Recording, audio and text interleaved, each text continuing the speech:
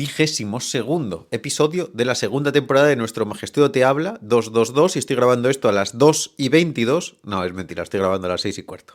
Estaría bien, pero no. A las 2:22 estaba grabando también, pero la secuencia de Don Alan del ChopCap, que me acabo de... No lo terminé hoy, lo termino mañana, el curso de ChopCap para los Secret Files y también para los ChopCap de moneda de ChopCap.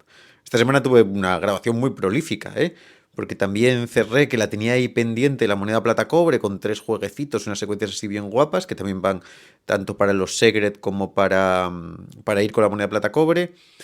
Tengo aquí, para cuando termine esto, la Menetekel, que tengo el guión hecho y todo el asunto. Los pañuelos simpáticos, con unos pañuelos grandes, que lo tengo también ahí muy avanzado. Y cartas apuñaladas. Lo bueno es que son cosas que, como llevo un montón de tiempo sin poder grabar, me las llevo practicando y repracticando, como el que va preparándose para el día que toca el gran partido. Y está siendo un proceso muy agradable, la verdad, porque otras veces... igual a veces tengo un poco más el cansancio de grabar o estas cosas, pero ahora vengo con el ansia de hacer todas estas cosas que llevo proyectando de una forma o de otra, y además voy afinando como siempre un poco la grabación y estas cosas, así que en ese sentido estoy muy contento. También grabé las instrucciones de un juego que lanzamos la semana que viene, lo digo porque probablemente lunes o martes tengamos 2 lanzamientos nuestros en la web, que llevo tiempo sin lanzar cosas, sin tener novedades nuestras, pero bueno, claro, con la Navidad y después la mudanza, pues no podía haber sido. Eso no significa que no las tengamos preparadas, ni grabadas, ni fabricadas, porque tengo grabadas las instrucciones de los pañuelos de Slidini y he cosido algunos y no los hemos sacado todavía para poder coser una remesa completa. Un mini clasificador que creo que va a estar bien guapo y lo había terminado ya en noviembre con las instrucciones grabadas y todo, pero había hecho muy poquitos y dije, bueno, nada, me hago una tiradilla más y así lo saco todo junto para ahora. El animalario. Esta versión del 3 en raya, que es un juego que tenía publicado los Secret Files, con una revelación final, que es lo que saldrá la semana que viene, que creo que quedó bien guapa. Y todavía tenemos un par de cosillas más por ahí apuntadas para salir, ¿eh? Es la cosa que nosotros, hasta cuando estamos como un poco menos que se nos ve, no bajamos mucho el pistón. Y también que me apetece mucho ya sacar las tazas, camisetas, esas cosas con ilustraciones. Tengo ahí muchos proyectos y tocará ya ir poco a poco pensando en el siguiente cuélebre. Que eso sí que me voy dejando un poco hasta que me apetecen y tenga algún tema que me apetezca. En este orden de cosas de asuntos de la tienda, y así ya me lo ventilo del todo de golpe, que es la parte así como newsletter de todo este asunto, tengo que dar las gracias. Esto es increíble, y es que lo estaba mirando el otro día, y el otro día quiero decir hace 2 o 3 días, y me parece que eran como 15 libros de la primera tirada de Concéntrese. Es el mayor éxito que hayamos tenido en un lanzamiento de un libro. Los libros nos funcionan siempre muy bien, pero que una tirada se haya agotado desde Navidad hasta ahora al completo, una tirada de más de estas grandes, es increíble, me llena de fuerza para el segundo. Que también lo mismo, con estas últimas semanas que fueron un poco así complicadas y me hicieron no poder grabar y no poder hacer estos asuntos, y las anteriores que también contaba con esta estar un poco más fuerte, espero que el libro llegue para junio, si no, pues para Magialdia, que es otra de nuestras fechas. Saldrá el segundo, tengo que escribir a ver si me dejan hacer presentación allí, que al final todos los años voy y presento algo, pero estoy muy contento también con el índice. Vamos a ir a trabajar, voy rápido con esto, que luego me tengo que poner hoy a escribir. No, hoy no me toca escribir, hoy me va a tocar coser carteritas de tarde. Estamos en Asturias ahora, unos días de estos lluviosos, y compré un cuero marrón para hacer unas carteras Himber y unas de todas de color marrón también. Así que me toca luego coser y ver The Pit, la segunda temporada que me tiene enloquecido.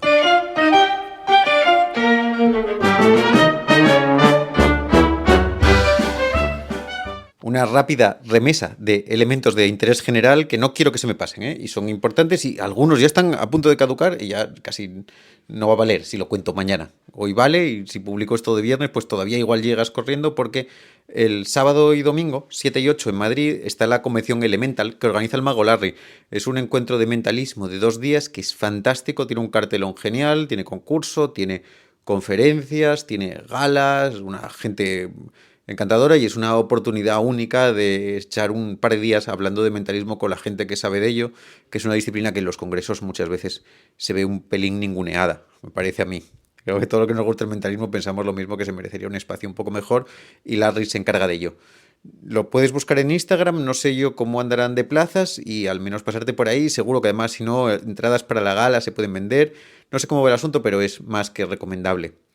También la semana que viene, una semana justo después, está el Memorial Ascanio 2026, que el último año creo que no se hizo, estaba un poco así de aquella manera, pero vuelve con fuerza. El concurso es un concurso de los del nivelón de los mejores años, de que es imposible hacerse una lotería de quién puede ganar eso y todos son premios Ascanio en potencia, o sea, son gente que para mí ya son premios Ascanio y creo que hay algún premio Ascanio incluso ya entre ellos. Y tienes 4 conferencias, una gala y 2 shows, si no me equivoco, y Olimpiadas Mágicas, y está genial, y es uno de los eventos de toda la vida. Para mí fueron importantísimos a nivel personal cuando se hacían en Rivas, me lo pasé muy bien y fue la época en la que estaba más a tope con la SEI. Y me fastidió un montón que yo no voy a poder estar en Madrid ni este fin de semana ni el que viene. Ya me fastidió tampoco poder estar aquí en Oviedo, activo en el San Juan Bosco de la semana pasada. Me estoy perdiendo un montón de cosas, pero al menos vete por mí y pásalo bien. Yo creo que la siguiente cosa ya que me toca de evento grande va a ser el Nacional de Santander, que ahí ya tengo echada la inscripción y tenemos el puesto ya pedido y todos los asuntos para pasar unos días muy guapos, además aquí cerquita de Asturias o cerquita de Madrid, porque no sé desde dónde iremos, pero vamos, que ahí nos lo vamos a pasar muy bien. Y en otro orden de cosas, para que tengas alguna recomendación más que ver, que, hombre, es probable que la conozcas porque si estás en nuestro Telegram, t.me/magiastudio, hablamos de ello alguna vez, en podcast y ese tipo de asuntos, mi queridísimo Hugo Maximiliano, el experto en magia, está retomando su podcast y está haciendo unas cosas súper buenas con entrevistas que me están gustando un montón. Lo estoy buscando aquí directamente. No vaya a ser que te esté diciendo mal el nombre porque haya hecho algún rebranding, pero me parece que no, ¿eh? Y tiene, vamos a ponerlo, experto en magia. Lo digo en el teclado porque a veces cuando hablo mientras tecleo parezco tonto. Sí, ves, está así con ese nombre y las últimas cosas son una entrevista a Juanma, una entrevista a Edu Kaufman, que son geniales, son entrevistas de 1 hora y 1 hora 40 la de Edu y casi 2 horas la de Juanma, que merecen muchísimo la pena y todas las que tiene Hugo por ahí están muy guapas, la verdad. Échale un vistacito y no te las pierdas. Y yo creo que con esas cosas, más o menos, la actualidad medio me la planteo. Estaría bien si me mandáis cosillas que diga yo. Eso hay que contarlo, pues me acuerdo y voy diciendo qué cosas pasan en el mundillo mágico.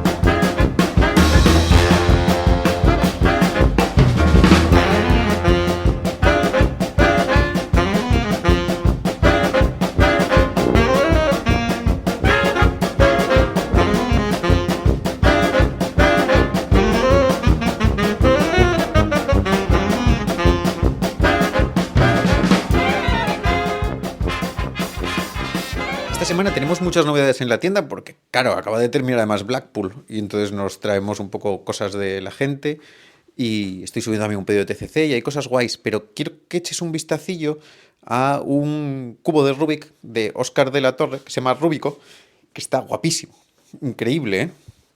El efecto es el clásico, o sea, el ya clásico, porque todo lo cubo de Rubik llamarlo clásico es darle mucho peso a la historia. El ya clásico, que ya se hizo clásico en un lapso muy corto de tiempo, en el que los espectadores mezclan un cubo de Rubik, lo metes en una bolsa, lo sacas resuelto y luego enseñas que la bolsa no había nada después de que la gente crea durante un segundito que tenías otro cubo y lo cambiaste uno por otro.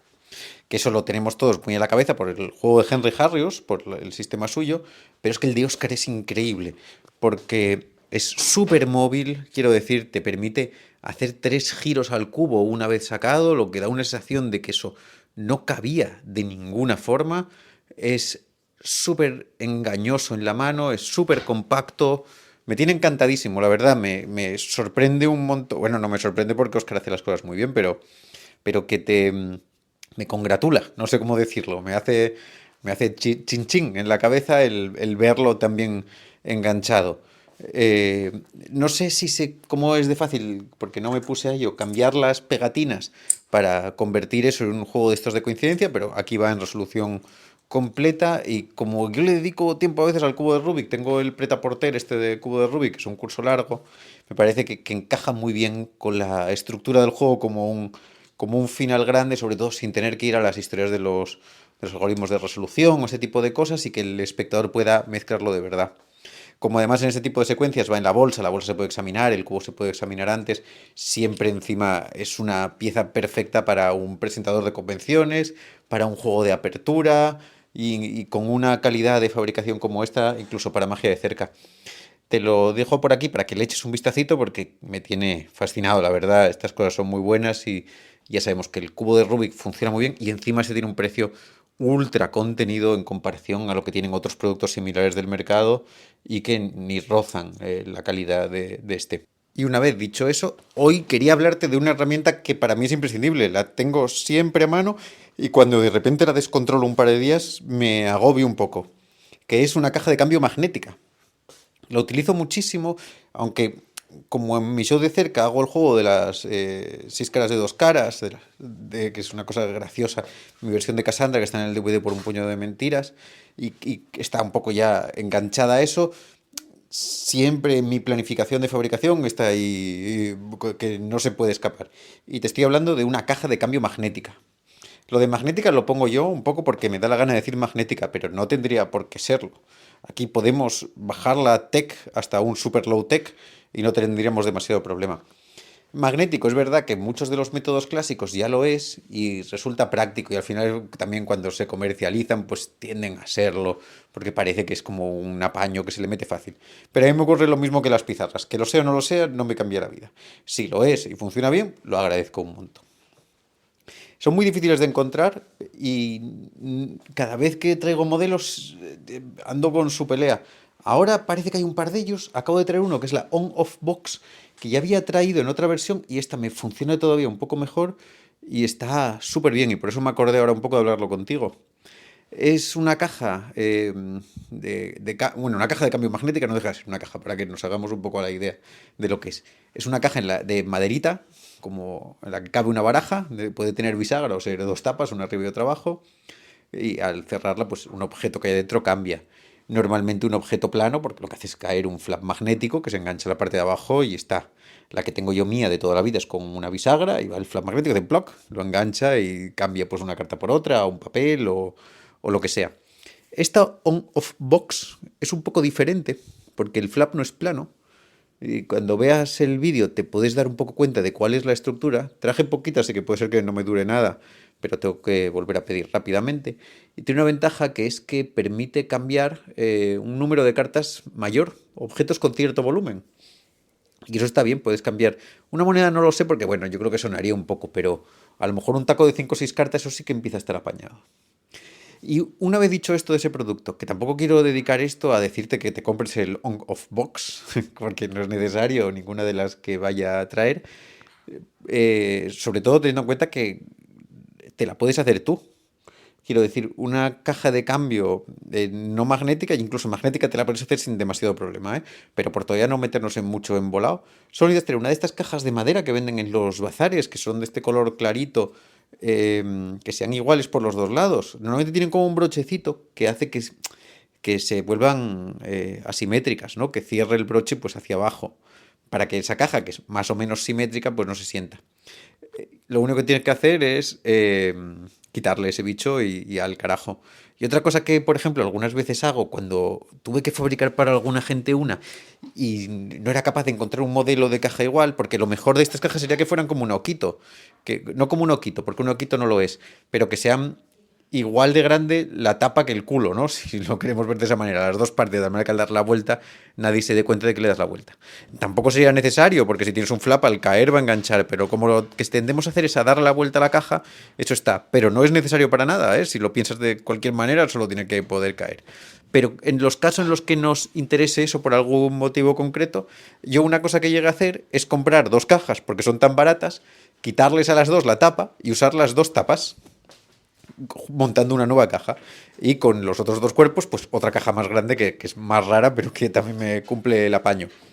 Para el flap puedes utilizar cualquier cosa porque como no es necesariamente igual los laterales de una caja que la base y el tope, puedes coger una... Es mejor que tenga un poco más de peso que una cartulina, podría ser una chapita. Yo lo que hago a veces, claro, y esto es la ventaja de tener una impresora 3D, que es que la impresora 3D te permite imprimir la placa, yo le pongo terciopelo adhesivo arriba y abajo, y al otro y cae bien y tiene el peso justo. Si no, puedes hacerlo en metal o en cualquier material, incluso en una tablita muy fina de madera de balsa. Plaquene no, que es el plástico que utilizamos para las guías porque es un poco flexible y sería mejor que fuera duro.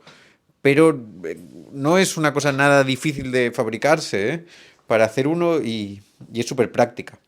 Tienes luego otras alternativas que no son necesariamente en una caja de cambio, sino en estuche, ¿no? Como la Romero Box. Y ahí también te puedes hacer tú un sistema mucho más sencillito que el de la Romero, porque la de Antonio es genial, o sea, tecnológicamente es increíble y funciona increíble, pero un sistema así más o menos práctico. Una vez que tengas eso, las posibilidades son increíbles. Yo, la verdad, para mí muchas veces es como una cartera Himber, pero cuando la revelación va a estar centrada en el objeto, me gusta utilizar la caja, ¿no? Porque tiene esa potencia del objeto casi místico, ¿no? Una caja es una encerradora de misterios. Esta que tengo ahora me gusta mucho y antes teníamos también unas de plastiquete que se vendían y funcionaban muy bien y están, ¿eh? Pero en la realidad es que solamente es cargar eso y al final si buscas una buena caja de cambio te puede servir para un montón de cosas. Hay que saber utilizarla, tienes que saber que entre y que salga. Yo, por ejemplo, en el juego este de Cassandra estoy muy contento con el sistema y si encima la caja no es magnética, pues es de dos salidas. Si es magnética también, solo que tendrías que al dar la vuelta pues ya queda bloqueado y uno sí, otro no. Pero es una de las herramientas que me gusta recordar que hay que tener y que muchas veces olvidamos, también están un poco en cajas de magia de niños o estas cosas, pero nos pueden dar muchas alegrías y tenerlas en la mesa de pensar viene siempre muy bien, muy bien.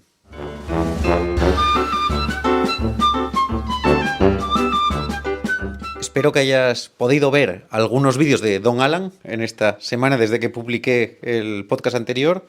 Y si no lo has hecho, pues puedes hacerlo, que son interesantísimos. Y además estoy súper Don Alanesco. Bueno, ya te lo dije la última vez, así que no bajo del asunto y es un tipo al que sigo y resigo un montón de veces. Y como estoy con el curso del ChopCap grabándolo, y el de Don Alan me encanta y al revisitarlo ahora más en serio para explicarlo me doy cuenta de cada una de las minucias de los detalles y también estoy preparando la carta apuñalada y otro tipo de efectos y cada vez que me reengancho a él o a un grupo de magos de los que comparten esa esfera, me lo vuelvo a comer todo y vuelve a significar que me vea todo Johnny Paul, me relea a Matt Sullivan, me mire las cosas de Ross Bertram y luego en otra tirada vaya también y le dé caña a Bill Malone. No sé por qué todo ese grupo de magos de Chicago me gustan un montón, me parece que tienen un gran nivel mágico y que además son divertidos y entienden la estación mágica. Y aquí también tendría que meter por otro frente a Eugene Burger.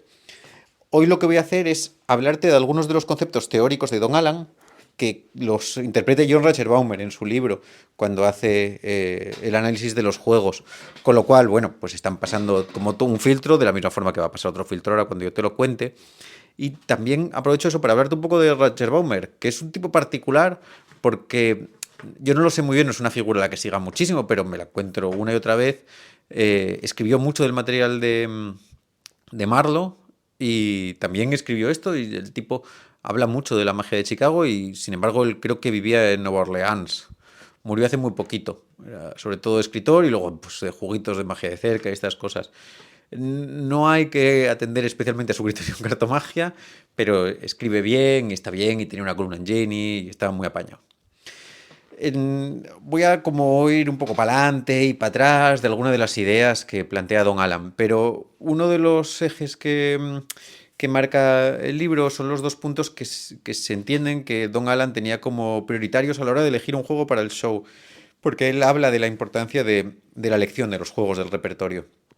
Y este es controvertido y además no está muy bien explicado en el libro, pero yo creo que se puede medio entender que es que lo que quiere decir, que es que lo que quiere decir no, lo que quiere decir es que Don Alan pone por encima la sorpresa al misterio mágico a la hora de elegir un juego. Es complicado porque luego toma como ejemplo el juego de Malini, de Dark Side of Malini, que lo puedes ver en YouTube, está después del vídeo del ChopCap, y es la aparición de la tuerca debajo del sombrero de Malini. Dice, solamente hay dos preguntas que cabe hacerse, ¿no? Que es cómo apareció, de dónde viene la tuerca y cómo la cargó ahí. Yo pienso, eso no entiendo yo muy bien esa explicación en esos términos, no lo termino yo de pillar mucho, pero si analizo un poco el repertorio de Don Alan, sí que es verdad que lo que nos encontramos son juegos en general muy directos. O monoefecto, como la carta puñalada, o el clavado a la cabeza, o la baraja invisible, o otros juegos se conducen muy directamente al final, como pueden ser el de Dark Side of Malini, el Bol de Benson o el Chop Cap. Hay que recordar otra vez, pues no quiero ser un pesado que diga esto una y otra vez y otra vez y otra vez, que Don Alan defendía las cargas finales como el epítome de la vida. Y a mí me parece que eso nos indica un poco que lo que habla en este caso es entender la potencia salvaje y bruta de un efecto. O sea, busca la fuerza bruta del impacto mágico por encima de la intelectualidad. Yo al menos quiero entenderlo en ese sentido. No es necesario que sea así siempre, pero hay que pensar que Don Alan actuaba en bares o para grupos a los que tenía que captar la atención o en televisión, que son entornos en los que eso se busca una cosa directa y viendo el repertorio que te contaba la semana pasada no puede caber de otra manera. Está bien entender esos efectos así, en cualquier caso, porque pone el foco sobre ellos y por eso las secuencias de Don Alan del Bol de Benson y estas cosas son muy directas y van muy al grano porque entiende mucho a dónde va. Él dice que luego en los cubiletes no se recuerda lo demás. Es una de esas peleas que tenemos siempre los magos y yo no estoy claro ni para una ni para la otra. Decía hoy, un poco en la introducción del curso de ChopCap, que si bien eso puede ser verdad, eso solamente que el público recuerde las cargas finales solo las van a recordar con el estímulo adecuado si las fases previas pegaron con la fuerza suficiente. Si lo entendemos de esa manera, y esto solo es un detalle para esto, hay que cuidar cada una de las fases de cubiletes o de choque, aún sabiendo eso, del Bol de Benson, por poner cualquier otro ejemplo, porque lo que están haciendo es cargar la reserva de potencia mágica. Están generando la atención y hay que vivir cada fase sin saber, sin que el público sepa que al final viene el gran eclipse solar que va a cambiar la religión del mundo. Si ya lo sabes, esas se van a vivir con menos fuerza, se va a bajar el clima y no va a estar. Es como una realidad y una mala política de vida, ¿no? Es como una buena realidad, pero es una mala política de vida el tener eso consciente. Don Alan lo puede hacer porque no le implica una merma de lo demás, pero bueno, hay que tener en cuenta que no que es mejor coger eso con pinzas en el otro sentido. Una cosa que también plantea aquí Roger Baumer y lo explica muy bien porque estoy buscándolo aquí en el libro, porque coge un ejemplo de un texto de un dramaturgo, ¿no? Que te voy a intentar traducir, aunque me va a quedar así porque te lo voy a traducir como en directo, o sea, de palabra a palabra y queda un poco raro, así que alguna no me va a quedar muy fina. Una persona ve el evento, se ve a sí misma, empiezo otra vez, que lo quiero decir bien. Una persona ve el evento, se ve a sí misma viendo el evento, se ve a sí misma viendo a otros que están viendo el evento y que, a su vez, quizá se vean también a sí mismos viendo el evento, te vean a ti viendo el evento. Así está el actuante, está la actuación, los espectadores de espectadores, la autovisión, que puede ser la del actuante, la del espectador o la del espectador de espectadores. Y esto es de galimatías. Lo que quiere decir es que debemos ser conscientes del público. Voy luego a incidir un poco más en... Bueno, voy a incidir ahora en ello y luego vuelvo a la otra cosa. Una de las cosas que también se plantean aquí, yo creo que eso es importante, es que decimos, o dicen, que a veces, o dice Roger Baumer, vaya, digo yo, que dicen, alguien dirá, no, lo dice Roger Baumer, que los magos creen o pretenden muchas veces que el público solo les mire a ellos. Y eso es un problema, porque es mucho más... Tú como individuo puedes ser interesante, pero lo que es realmente siempre es interesante es el comportamiento de la gente ante eventos extraordinarios. De tal manera que los espectadores que estén interactuando contigo en escena son unos potenciadores del interés mucho mejores de lo que es el mago.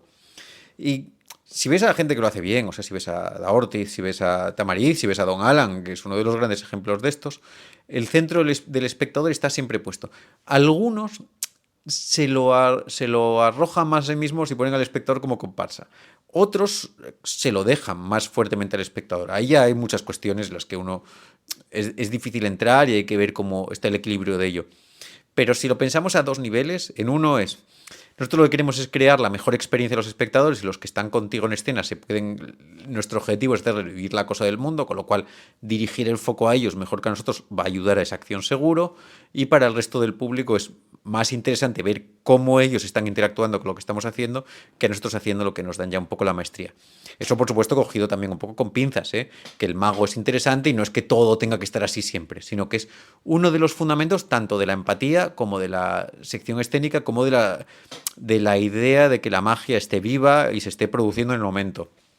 Que esa visión de los espectadores esté siempre en todo momento y que seas consciente de que los espectadores te ven a ti, están viendo al público y están en todos esos papeles a la vez, y nosotros también como humanos no nos cuesta tanto ponernos en ese lado de vez en cuando y entender la obra desde más puntos de vista que el nuestro de actuante o el que de la cámara de la que nos graba cuando queremos hacer eso, ¿eh? Que eso a veces es un error y eso ocurre mucho. Una de las cosas que dice Don Alan es que un juego tiene que tener un gancho emocional en el que haya algo sobre la mesa. No una apuesta necesariamente, pero que sí que haya un reto, algo que genere un interés que enganche de golpe. Es una buena definición, muy buena esta operativamente para pensar en un buen juego, para que lo pienses si lo tiene. Un juego tiene que tener un gancho en el que algo esté en la picota sería la palabra, que merezca la pena verlo, que sea personal y que tenga significado. Aquí quiere decir meaningful, que es una forma de entender el significado un poco... es una palabra de difícil traducción. Los buenos trucos o juegos, si lo quieres llamar así, crean complicaciones y permiten que la comedia ejerza de la situación y de la gente reaccionando a la situación. Estos son también otros de los puntos fundamentales de Don Alan, y es entender que los juegos suyos buscan que se plantee algo interesante desde el primer momento, que está ahí presente, en todos los juegos está como ¡pam! Esto va de esto, que sea personal para los espectadores, que haya esa interacción, como la quieras ver, ¿eh? A veces personal puede ser algo porque tenga significado o incluso en muchos casos también porque se observe en la intimidad. Un buen juego, un Matrix en silencio, puede ser también personal y tener significado y que merezca la pena verlo, ¿eh? Quiero decir, pero al menos tener en claro que ese juego tenga la potencia y que eso esté ahí presente. Y como un poco para redondear esto que estoy hablando de Don Alan, también él toma esta idea, o sea, no la toma de una forma clara, ¿no? Pero una de las cosas que se dibujan en su trabajo es el Circle of Fun, que es el círculo de la diversión, y lo hace entendiendo el espacio, tanto el espacio escénico como el espacio personal, los objetos fijos, como puede ser la mesa y las sillas, una elección clave de eso, de cómo se colocan los espectadores, como su forma de interactuar con el público. Como sería demasiado largo hablar de cada uno de los temas, te voy a hablar un poco de los espacios personales, que aquí Don Alan toma un poco de este sociólogo Edward Hall, que habla del espacio íntimo, del espacio personal y del espacio social. En el caso de Don Alan está muy bien y nos ayuda también mucho porque nos define un poco todos los planos. El espacio íntimo para nosotros es un espacio físico, quiero decir, que rodea nuestro cuerpo, en el que cuando alguien entra y lo invade sin que nosotros le hayamos dado permiso, nos parece mal. Es que te toque a alguien que no quieres que te toque, o que se acerque mucho a alguien cuando te habla. Es una cosa desagradable e incómoda en la mayoría de los casos, salvo que tú hayas abierto la puerta como un vampiro y hayas invitado a entrar. En el espacio de Don Alan, ese espacio lo ocupa él y los dos espectadores que tiene sentados a la izquierda y a la derecha, que coge un espectador y una espectadora, que van a ser protagonistas. A veces van a ser el que le pique, otras veces van a ser el que reciba la broma, otras veces van a ser los jueces, pero van a tener siempre un papel protagónico, protagonista, y van a empujar la acción. Forman parte de esa unidad corporal del acto, que la podemos ver en dos maneras.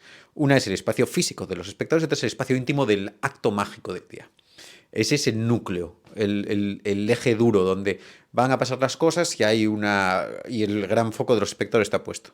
Él cuida mucho la interacción con espectador y espectadora, que es una buena estructura, pero por Dios no caigas en las cosas de siempre, de que los chistes estén mal elegidos y las interacciones estén fatal y las cosas de tocar sean al espectador y las bromas del otro al espectador, porque implica que tú no estás siendo el espectador que se ve a sí mismo viendo al espectador y toda esta cadena, porque al final son la repetición de unos roles sociales que no están muy allá, y esto ya es una cosa que dije muchas veces y que tampoco es como en la historia de Don Alan. Ese espacio es importante porque Don Alan va a utilizar el espacio íntimo de esos dos espectadores, les va a tocar, les va a pedir cosas, les va a hablar muy directamente y ellos van a sentirse más atraídos ahí. Y en ese caso, y esto es una cosa siempre clave, es importante avanzar suavemente hacia eso, porque ellos van a ser los fundamentales para que la acción funcione, así que tienen que invitarte. Y para invitarte, pues hay que hablar con amabilidad, hay que darles éxitos, hay que generarles retos que superen, hay que hacer todo ese tipo de cosas que les permitan sentirse héroes de esa aventura ese día. A mí me fastidia mucho cuando la gente saca 2 espectadores para un show y los tiene todo el show y no son nada, son secundarios reemplazables. Eso no va a funcionar, no funciona para los demás porque los espectadores están viendo no solamente tu show, están viendo, volviendo un poco, recuperando lo de antes, están viendo a ese espectador viendo el show. Están empatizando con la situación de ese espectador y cómo él está viendo y están sintiendo esa relación. Eso es importante. Y cómo son ellos respecto a eso. Toda esa consciencia está en ese plano. Luego hay otro espacio que es el, voy a decir bien la palabra, a ver, que lo diga bien, que es que quiero decir el espacio social, que es el espacio que ocupan los 10 espectadores que tiene alrededor de la mesa. Él tiene unos 10 espectadores más en esa estructura que ya hablamos, que es un poco tamariciana, como alrededor de la mesa, haciendo piñeta. Y esos espectadores que están ahí son el espacio de uso amplio, con el que él va a interactuar más a fondo, que tienen que sentirse integrados, pero no son, no están tan invadidos. Pueden escapar a su mirada, pueden relajarse y se pueden gestionar de otra manera. Pero entenderlos como ese espacio social que necesita que cultivemos esas relaciones, si lo puedes mirar de esta manera, es tu círculo íntimo, que son esos 2 espectadores, tienes que estar atentos a todas sus necesidades en todo momento. Del círculo social solo tienes que sentir que te estás preocupando de ellos y que se sientan integrados en la fiesta. Que esa persona que está en tu fiesta, que está en la otra habitación, pues cada ratito, pues te preocupes por ellos. Y luego está el espacio público, que es el resto del público que lo está viendo, que generalmente hay, que son los que están en las otras mesas, cuando están en un bar, en un escenario cuando él está ahí fuera. Y ese espacio público es lo mismo, lo único que hay que conseguir es mantenerlo conectado para que ellos puedan sentir que en cierta medida saben que no son parte directa de la acción, pero pueden rastrear todo el grupo de emociones a través de los 12 espectadores, en este caso, los 10 más los 2 que tiene ahí en la mesa, y en ese conjunto se producen interacciones muy interesantes. Pero está bien también el tener esa parte pública en la que él no le va a dirigir tanta atención, va a dejar que esos espectadores vean como en un teatro todo lo que ocurre y hay tanta gente empatizando en el escenario que ya da el material suficiente. Bueno, con esto yo ya por ahora dejo aquí a Don Alan, que me quedan muchas cosas suyas por ver y por estudiar, y luego Johnny Paul, que también le quiero volver a dar candela. Espero que te haya gustado, que veas sus cosas y que me digas si quieres que hable de algún otro mago o maga que nos pueda quedar en el tintero, que pueda resultar un poco desconocido y que merezca el estudio. Bueno, al final todo el mundo merece el estudio si se le dedica la atención necesaria. Y ya, no te doy más vueltas, nos vemos y nos oímos la semana que viene.